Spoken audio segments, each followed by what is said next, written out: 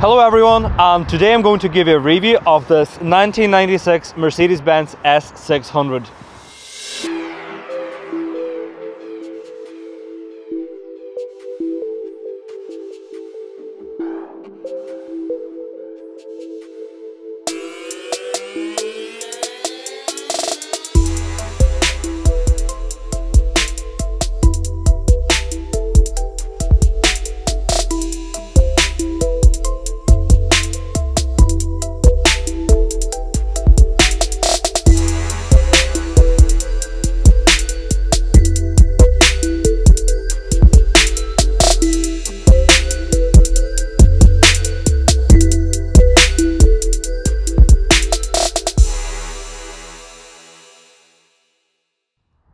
This S-Class has a model designation of W140. It came to life in 1991 and it served as the absolute flagship of Mercedes-Benz brand. Its production ran until 1998 when it was replaced by the newer W220. While this car had a broad array of options, including a range of straight-six, V8 and V12 engines, you will see why this S600 is the ultimate flagship of the brand. And I will start with the engine because that is the one thing that makes this car stand out from the rest. M120 is a 6-litre V12 engine which produces just shy of 400 horsepower, 570 Newton meters of torque, and launches this giant boat to 60 miles per hour in just 6.6 seconds, up to the top speed of 180 miles per hour. This is 30 miles per hour faster than the takeoff speed of a Boeing 737. Plenty of power at your disposal is combined with the smoothness only a perfectly balanced V12 could provide. While this was an option on the rest of the line, the X600 features Xenon Headlights as a standard feature. Here is something you don't see on most cars, and that is the front parking sensors. Not 4, but 6 of them, while the rear seems to have a standard 4 units. As with a lot of German cars, the exterior is very understated, elegant and simple. So I don't think there's much I can say about this other than let's go check the interior. Now I'm sure doors are officially a part of the exterior, but I would just like to comment on how heavy and thick they are. Now obviously it does contribute to a lot of sound isolation, but look, this is the thickness of the door. And now Mercedes obviously took this into consideration, and this is why this model in 1996 comes standard with soft closing doors. How cool is that? Now before I just move over to that seat, which is considered the main seat, I would like also to mention the windows that are double glazed, and once you close them you cannot hear anything that's going on outside, and they also contribute to a good thermal isolation in the car. Now remember Audi A8 I did a few days ago? This is nothing compared to that. Look at this legroom. Now, and if that's not enough, you have the master controls for the rear seat. Now, well, you can control the rear seat on the recliner. I can recline it to lower position. Now, if that still doesn't satisfy me, if there's still not enough legroom, watch this. I can switch the control to the front seat, and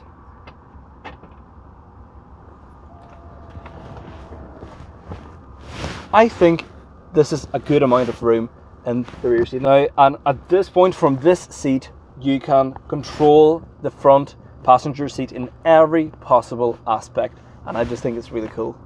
Now, as in most sedans, you have an armrest which comes out from the back of the middle seat. You know, you would think it's usual. It has the storage compartment, the cup holders, but this one hides something a little more.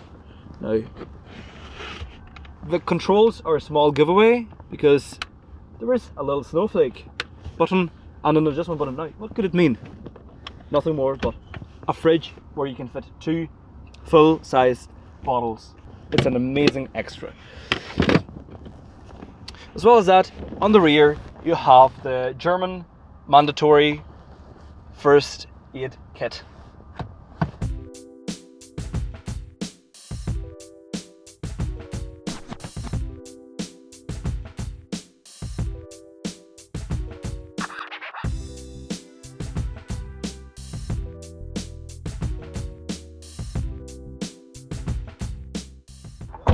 Now, before I move to the driver's seat, I would just like to mention some of the features on the passenger side, which is 3 memory functions, as well as full adjustment of the seat that we have seen from the back. Now, for the storage compartments as well, we have the top one, which opens at a press of the button, and a lower one, which extends right here, and this bit could be opened for an extra cup holder.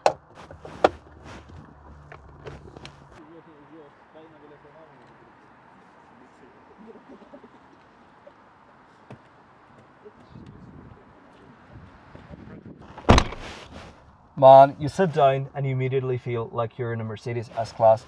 I mean, in this car, I feel like a king. And I'm sure kings and the heads of states are the sorts of people that this car was marketed for. So I'll start from the top. Here we have an array of controls, which are for opening the boot, disabling the alarm, locking the car, hazard lights, all the standard stuff you would find. It's all very clear and very uncluttered, and I really like this about older cars. This is the controls for the fully digital climate control, which controls the air both in the front and in the rear. This is the standard stereo by Mercedes, which accepts cassettes, which was the standard back in the day. And right here is the controls for heated seats, passenger and driver. We have our fully electric adjustable mirrors, and these are the controls for the windows, and all 4 are fully automatic.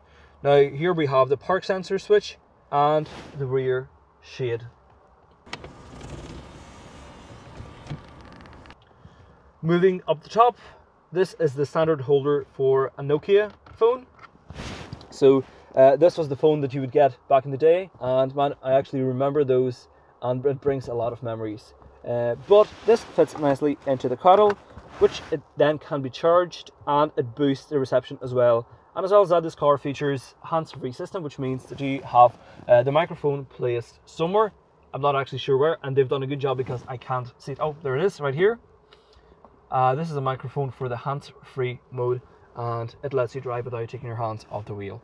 Now, right here is the cruise control, which is very, very convenient for driving at motorways or for longer distances. As a standard, this car also features the fire extinguisher, which is placed under the driver's seat, but it doesn't at all interfere with your driving because your feet extend forward. So I think at this point, might as well start it up and take it for a short drive.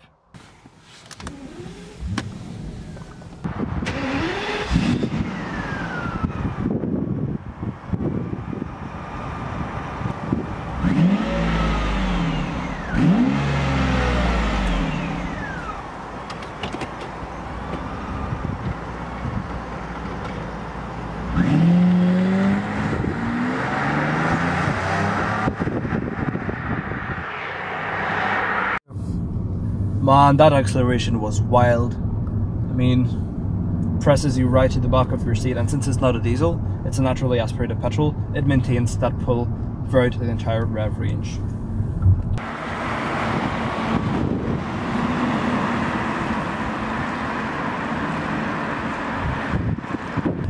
Unless you floor it, you can't even hear the engine run. This is how good the sound isolation is.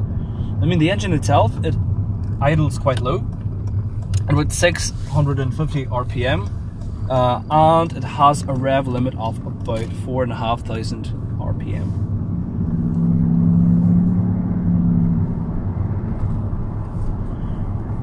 Quite satisfied with the 5-speed automatic. I mean, you wouldn't expect to drive such class of vehicle with a manual gearbox anyway, so I think a 5-speed automatic suits it just perfectly.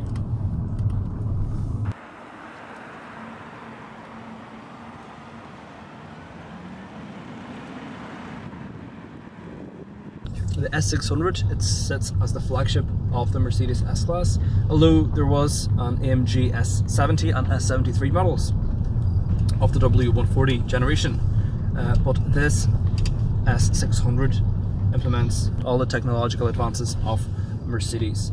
The suspension It filters out the road to such an extent that I'm sure if you had your eyes closed and you didn't hear anything, you wouldn't even tell you're in a driving car.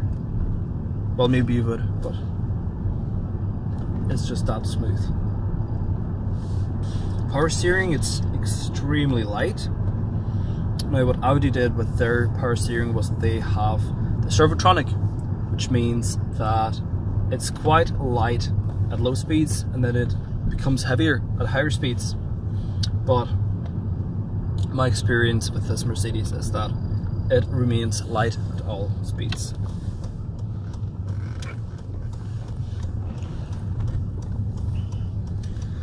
Floor it, shall we?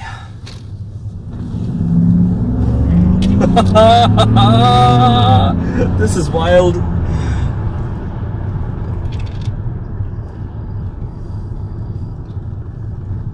I think there's very few cars in the road that are capable of putting such a big smile. That's not cops, no good. The automatic gearbox, it allows you to override the automatic shift, and so you can go from the first gear into second, into third, manually as you wish. I'll just leave it in drive. But actually, regarding the 4,500 rev limit, I was wrong. This is the rev limit while you're stationary, and while I floored it, it actually got up all the way to past 5,000 RPM.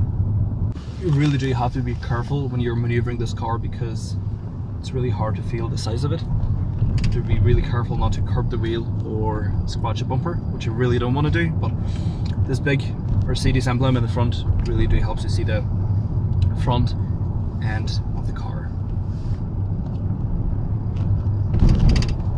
Driving normally at city speeds, 25-30 miles an hour, the revs tend to sit at about 1,200-1,300 RPM, which just takes that strain off the engine. And Mercedes did a really good job at adjusting the gearbox so that it sits at the lower end of RPMs, unless you actually need all that power. This saves the fuel and this saves on the maintenance costs. The instrument cluster tells you a lot of information, such as oil pressure and miles per gallon, which is something that you don't see on new cars a lot. While driving at a normal speed, you can see that the needle for the miles per gallon goes way below 10.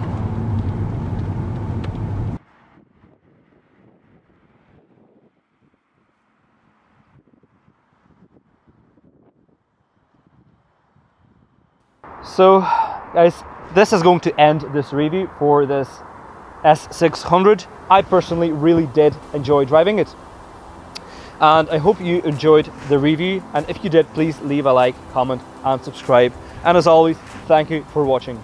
This was Adam G. Goodbye.